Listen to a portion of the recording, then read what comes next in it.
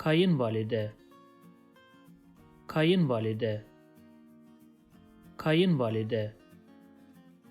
Kayınvalidem çok genç. Kayınvalidem çok genç. Kayınvalidem çok genç. Kayınvalidemle iyi anlaşıyoruz.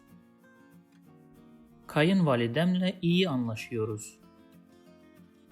Kayınvalidemle iyi anlaşıyoruz. Kayınvalidem beni seviyor. Kayınvalidem beni seviyor. Kayınvalidem beni seviyor. If you like this video, please subscribe to my channel below for more videos on Turkish grammar, vocabulary, and pronunciation. Also, if you think this video can benefit somebody else, please share it with them. Last, if you have any comment or request, please provide your feedback in the comment section below and I'll do my best to respond as soon as possible.